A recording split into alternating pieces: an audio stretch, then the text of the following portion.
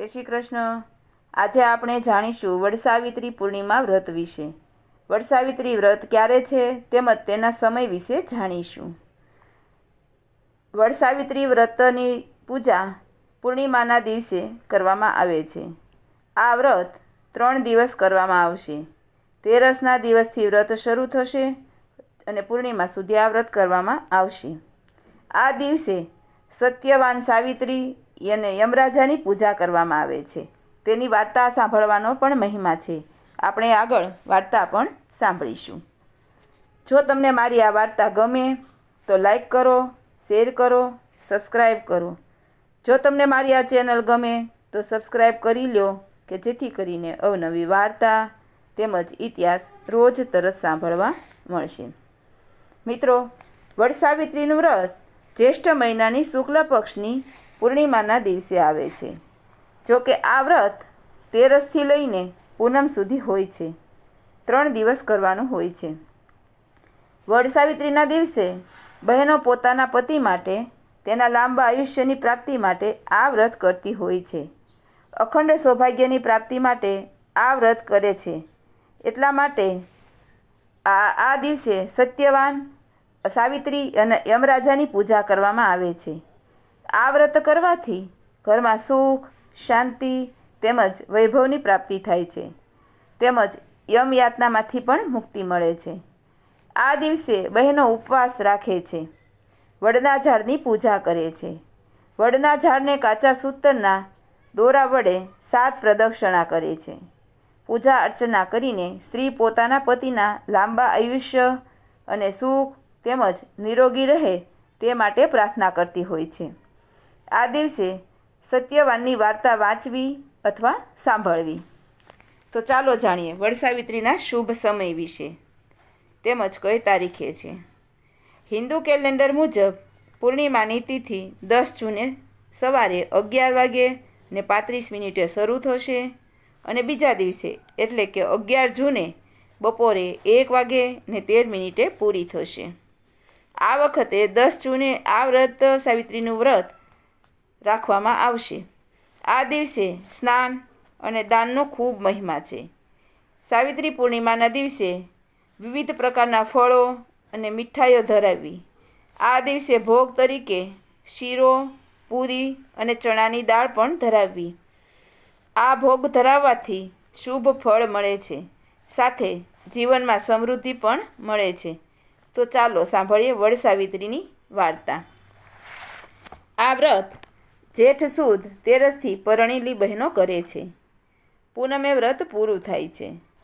વ્રતના દિવસો દરમિયાન ઉપવાસ અને ફળોના એકટાણા કરવા.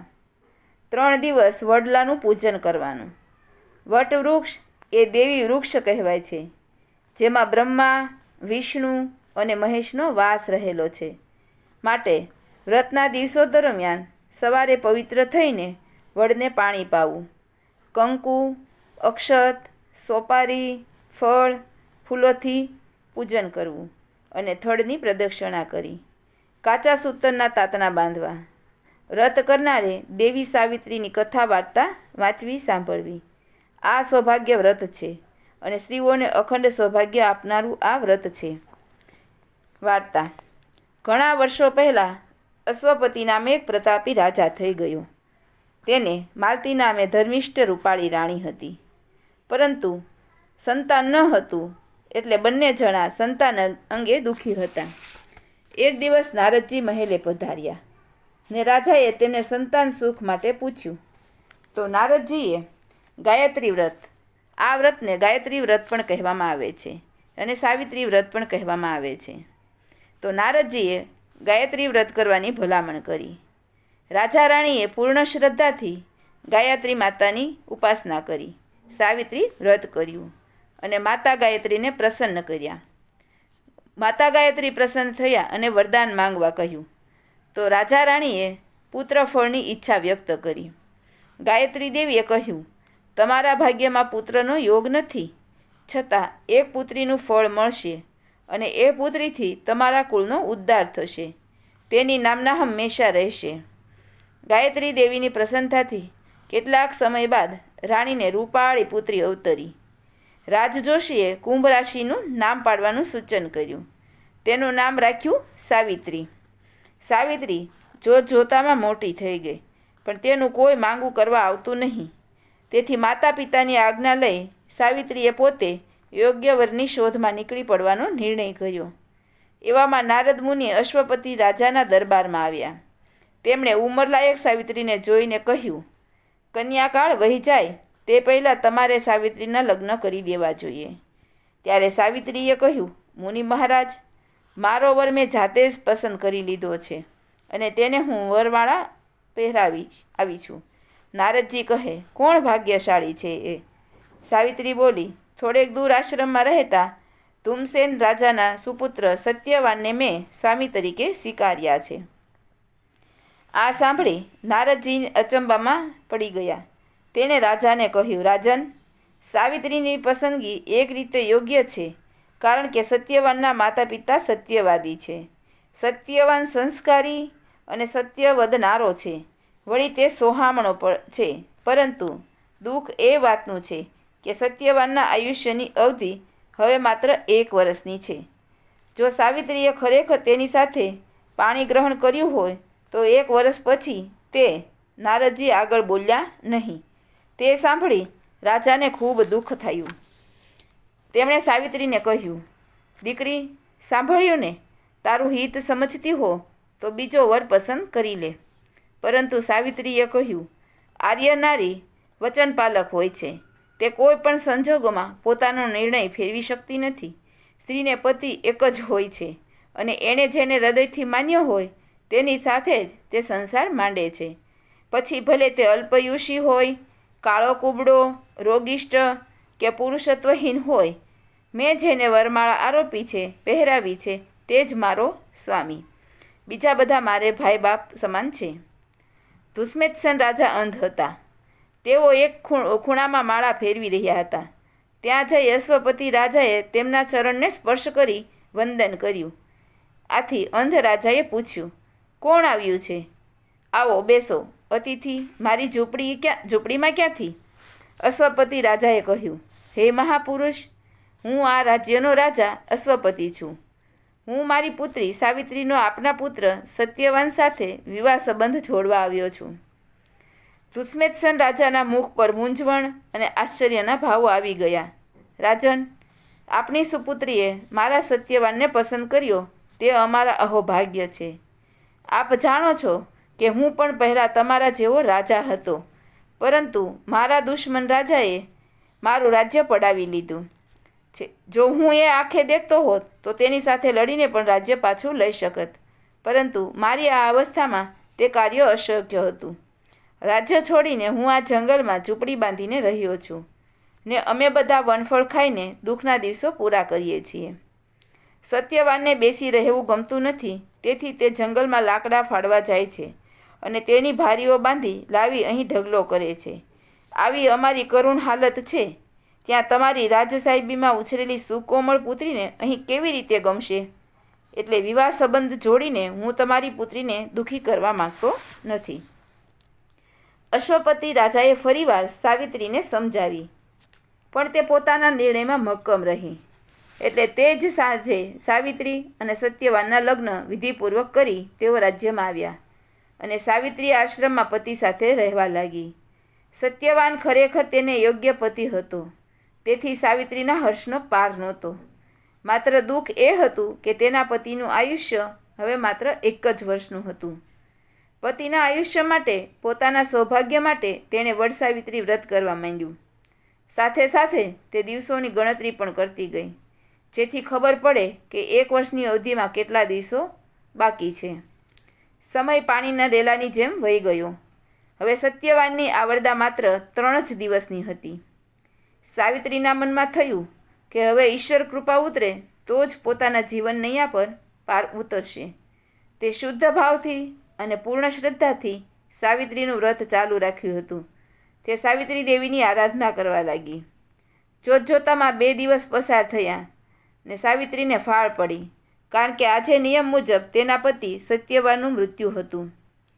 સત્યવાન આશ્રમમાં જ હતો. તે નિત્ય નિયમ મુજબ ખાંધે કુહાડી ભરાવીને વગડામાં સૂકા લાકડા ફાડવા જતાં તત્પર થયો. પણ સાવિત્રીએ આજે તેનાથી જરાયે છૂટી રહેવા માગતી નહોતી. તેથી તે પણ સત્યવાન સાથે વનમાં જવાને તૈયાર થઈ. સાવિત્રીએ વન જોવાનું તો માત્ર બહાનું જ કાઢ્યું હતું. તેને આજે પતિનો સાથ ઘડીભર છોડવો ન હતો. બંને છેક સૂકા વૃક્ષ આગળ આવી ઊભા અને સત્યવાનને વૃક્ષના ઝાડ પર જોર જોરથી કુહાડીના ઘા મારવાના શરૂ કર્યા. પણ આ શું?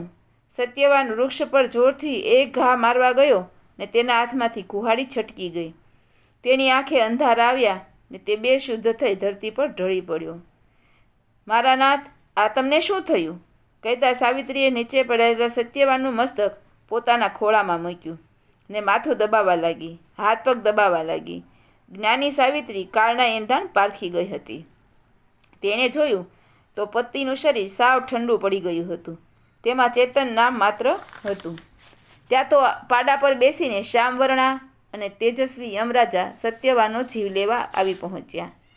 યમરાજે કહ્યું, પુત્રી, હું યમરાજ છું અને તારા પતિના આયુષ્યની અવધિ પૂરી થતાં તેના પ્રાણને લઈ જવા આવ્યો છું. સાવિત્રી નમ્રતાથી તેમનો સત્કાર કરતા બોલી, ભલે પધાર્યા યમરાજ, આપને લાખ વંદન. પરંતુ મને આશ્ચર્ય એ થાય છે કે જે કાર્ય આપના દૂતો કરે છે તે કાર્ય કરવા આપ સ્વયં કેમ આવ્યા છો? આપે તો મનુષ્યનો જીવ લઈ આવવા માટે દૂતોને યાજ્ઞા જ કરવાની હોય છે. પુત્રી, કોઈ વાર સત્યનિષ્ઠ પુરુષોને જીવ લેવા માટે જાતે આવવું પડે છે. સત્યવાન તેના નામ પ્રમાણે સત્યપ્રિય, સદાચારી અને ધર્મનિષ્ઠ હતો. તે પોતાના અંધ માવતરની સેવા શુશ્રૂષા ખૂબ જ ભક્તિભાવથી કરતો હતો. એટલે આવા પવિત્ર મહાપુરુષના જીવને દૂતો લેવા આવે તે તેનું અપમાન કર્યા બરાબર છે. માટે જ હું જાતે સત્યવાનનો જીવ લેવા આવ્યો છું. આટલું કહી યમરાજાએ અચેત પડેલા સત્યવાન તરફ તીવ્ર દૃષ્ટિપાત કર્યા અને તેના દેહમાંથી અંગૂઠા જેવડા પ્રાણને પાશ નાખી જોરથી ખેંચી કાઢ્યો. દેહમાંથી પ્રાણ ખેંચાતા સત્યવાનનો દેહ મળદું બની ગયો. યમરાજા સત્યવાનનો પ્રાણ લઈને દક્ષિણ દિશા તરફ પ્રયાણ કરી ગયા. સાવિત્રી પતિને ચેતન વિહોણા જોઈ ખૂબ કલ્પાંત કરવા લાગી. પરંતુ તેની નજર જઈ રહેલા યમરાજ ઉપર સ્થિર હતી.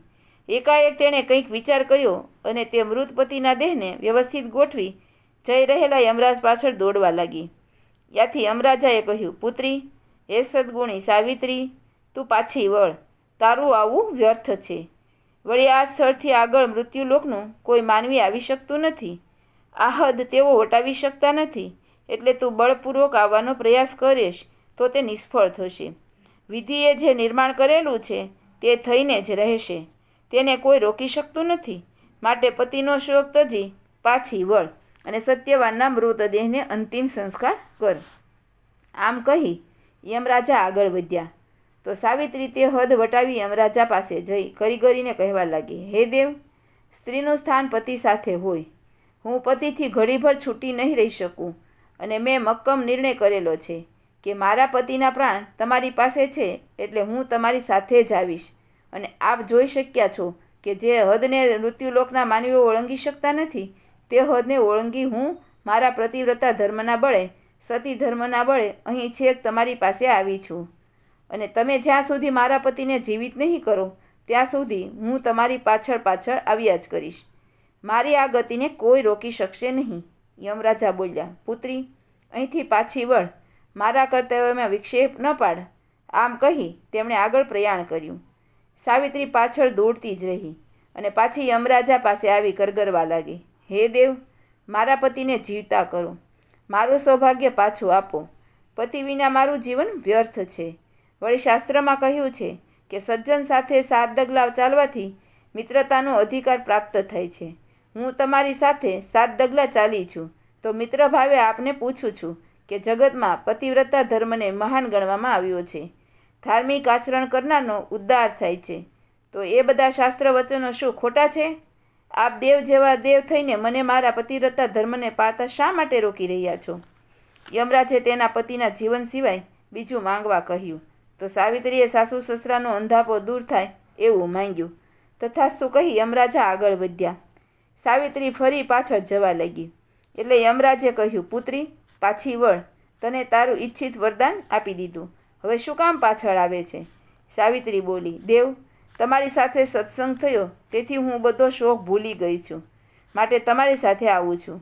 યમરાજે કહ્યું, પુત્રી, મારી સાથે તારાથી ન અવાય, છતાં હું તારી અદ્ભુત સદ્ભાવના ઉપર પ્રસન્ન થયો છું. તો તારા પતિના જીવન સિવાય બીજું ગમે તે વરદાન માંગ. સાવિત્રીએ કહ્યું, દેવ, મારા સસરાને દેખતા કરો. હવે તેમણે ગુમાવેલું રાજ્ય પાછું મળે તો તેઓ રાજ કરી શકે.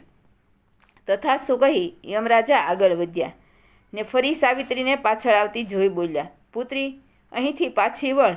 મેં તને 2 વરદાન આપ્યા, હવે શું બાકી રહ્યું છે? સાવિત્રી કહે, દેવ, આપ કૃપાળુ સમજો છો કે સ્ત્રીને પતિ વગરનું જીવન આકરું લાગે છે, તો હું પતિ વગર શી રીતે જીવન વિતાવીશ? માટે આપ મારા પતિને જીવિત કરો. યમરાજા બોલ્યા, હજી પણ તને ઈચ્છિત વરદાન આપવા તૈયાર છું, તો પતિના જીવન વિના ઈચ્છા હોય તે માંગી લે. સાવિત્રી બોલી, દેવ, મારા માતા પિતા 100 પુત્રનું સુખ ભોગવે. તથાસ્તુ કહી યમરાજા આગળ વધ્યા. ત્યાં તો સાવિત્રી પાછળ દોડીને કહેવા લાગી, દેવ, પતિ પાછળ જવાનો મેં મક્કમ નિર્ધાર કર્યો છે, એટલે પાછી તો નહીં જ જાઉં. યમરાજા કહે, પુત્રી, શાણી હોય તો હઠ મૂકી દે. હજુ પણ હું તને વરદાન આપવા તૈયાર છું, તો તારા પતિના જીવન સિવાય જે માંગવું હોય તે માંગ. સાવિત્રીએ ચતુરાઈથી માંગણી કરી, દેવ, આપ મારા પર પ્રસન્ન છો તો એટલો માંગુ છું કે મને 100 બળવાન પુત્ર થાય. તથાસ્તુ, તારી મનોકામના પૂર્ણ થશે. હવે હે પુત્રી, પાછી વળ. તારી સાચી પતિ ભક્તિ જોઈ હું તારા પર પ્રસન્ન થયો અને તારા ઈચ્છિત વરદાન આપ્યા. હવે મને જવા દે. યમરાજાએ આગળ પ્રયાણ કર્યું. તો સાવિત્રી પાછળ જઈ બોલી, હે દેવ, દેવો અને સંત પુરુષોના વચન વરદાન કદી નિષ્ફળ જતા નથી, તો આપે મને 100 બળવાન પુત્રો થવાનું વરદાન આપ્યું, અને મારા પતિ તો મારી પાસે છે નહીં, તો મને પુત્રો ક્યાંથી ઉત્પન્ન થશે? માટે મારા પતિનું જીવન પાછું આપો. યમરાજાને ખ્યાલ આવ્યો કે પોતે છેલ્લું વરદાન આપવામાં ગંભીર ભૂલ કરી ગયા છે, પણ હવે શું થાય? વરદાન ફોક થાય નહીં. તેમને સાવિત્રીને બુદ્ધિ ચતુરાઈ ઉપર અત્યંત માન ઉપજ્યું, કારણ કે તેને વરદાનોમાં સંસારના નયન, જ્યોતિ, રાજ, પાઠ, પિતાને 100 પુત્ર બધું માંગી લીધું હતું. છેલ્લા વરદાનમાં સાવિત્રીએ પોતાને 100 પુત્ર થાય એવું વરદાન માંગ્યું હતું, અને સત્યવાન જીવિત હોય તો અંતિમ વરદાન ફળે તેમ હતું. આથી તેમણે સાવિત્રીને કહ્યું, હે પુત્રી, હે સતી, હું તારા પતિ સત્યવાનને જીવતદાન આપું છું. તારા પતિનું આયુષ્ય 400 વર્ષનું થશે. ઝાડ આગળ તારા પતિ સજીવન થઈને તારી રાહ જોઈ રહ્યા છે. તને મારા આશીર્વાદ છે કે જુગ જુગ તારું નામ અમર રહેશે. સતી સાવિત્રી આમ યમરાજા પાસેથી પોતાના પતિના પ્રાણ પાછા મેળવી આશીર્વાદ લઈ પાછી ફરી. તેણે જે વડના વૃક્ષ નીચે પતિ સત્યવાનના મૃતદેહને રાખ્યો હતો ત્યાં તે આવી તે વખતે જ સત્યવાન જાણે ભર ઊંઘમાંથી ઉઠ્યો હોય તેમ આળસ મરડીને બેઠો થયો. આથી સાવિત્રી ઘેલી થઈ ગઈ. ત્યાં તો સત્યવાને કહ્યું કે હે આર્યપુત્રી, આજે તો હું ખૂબ ઊંઘ્યો. મને એક વિચિત્ર સ્વપ્ન આવ્યું. તેમાં મેં પાડા ઉપર બેઠેલા યમરાજને જોયા અને તેમની સામે તું ઊભી હતી. તમે બંને કંઈક સંવાદ કરી રહ્યા હતા. આ તે કેવું સ્વપ્ન? સાવિત્રી સત્યવાનના હાથ પગ દબાવતા બોલી, નાથ, તમે જે સ્વપ્ન જોયું તે બનાવ સત્ય હતો. ખરેખર હું યમરાજ સાથે વાતચીત કરતી હતી. એમ કહી તેણે સત્યવાનને વૃત્તાંત કહી સંભળાવ્યું. પછી બંને આનંદિત બની ધીમે ધીમે વનરાજી નિહાળતા આશ્રમપતિ જવા લાગ્યા. બીજી બાજુ આશ્રમમાં સાવિત્રીના વરદાનથી સત્યવાનના પિતા દેખતા થઈ ગયા હતા. તેમને આશ્ચર્ય થયું હતું કે એકાએક પોતાનો અંધાપો કેમ દૂર થયો. તેમણે આશ્રમની આજુબાજુ તપાસ કરી કે સત્યવાન અને પુત્રવધુ સાવિત્રી કેમ દેખાતા નથી, તેઓ ક્યાં ગયા હશે. પરંતુ તેમને વધુ વિચારવા પણ રહ્યું નહીં, કારણ કે એ વેળાએ જ સત્યવાન અને સાવિત્રી તેમના પગે પડ્યા. પછી સત્યવાને કહ્યું કે પૂજ્ય પિતાજી, આ બધો તમારા કુળવધૂને વડસાવિત્રી વ્રત કર્યું તેનો જ પ્રતાપ છે. સાવિત્રી દેવીએ તેનું સૌભાગ્ય અખંડ રાખ્યું છે. આમ કહી આદિથી અંત સુધીની બધી વાત માતા પિતાને કહી સંભળાવી. સત્યવાનના માતા પિતાને આનંદનો પાર ન રહ્યો. હર્ષઘેલા થઈ ગયા. તેમણે સાવિત્રીના મસ્તકે હાથ મૂકી આશીર્વાદ આપ્યા. બધાએ આનંદિત હતા. એવામાં જ એક ઘોડે સવારે ત્યાં આવી ખુશખબર આપ્યા કે આપ રાજ્યમાં પધારી રાજગાદી સંભાળી લો. જો રાજાએ રાજ્ય પડાવી લીધું હતું તે દુઃખી થઈ રાજ્ય સૂનું મૂકીને ભાગી ગયો છે, અને નગરની સમસ્ત પ્રજાના આગ્રહથી હું આપને તેડવા આવ્યો છું. દુષ્મેત્સન રાજાએ બધાને લઈ પોતાના રાજ્યમાં ગયા. નગરજનોએ તેમનું સોના રૂપામાં ફૂલોથી સ્વાગત અને સામૈયું કર્યું ને બધાને વાજતે ગાજતે મહેલે લઈ ગયા. બીજા જ દિવસે દુષ્મતસેન રાજા ભારે ધૂમધામ સાથે રાજગાદી ઉપર વિરાજમાન થયા ને સુખરૂપ રાજ્ય ચલાવવા લાગ્યા. સમય જતાં સાવિત્રી દેવીની કૃપાથી સાવિત્રીની માતા ક્રમે ક્રમે 100 શુરા પુત્રોની માતા બની. તેવી જ રીતે સાવિત્રીને પોતાને પણ ક્રમે ક્રમે 100 બળવાન પુત્રો થયા. ત્યારથી વડસાવિત્રી વ્રતનો મહિમા વધી ગયો. વડસાવિત્રી વ્રત કરવાથી પતિવ્રતા સ્ત્રી અખંડ સૌભાગ્યવતી રહે છે અને તેને પતિ સુખ અને સંતાન સુખની પ્રાપ્તિ થાય છે. હે સાવિત્રી દેવી, તમારું વ્રત કરનાર અને વ્રત વૃક્ષનું પૂજન કરનારને અખંડ સૌભાગ્ય, સુખ અને શાંતિ સદાય આપજો.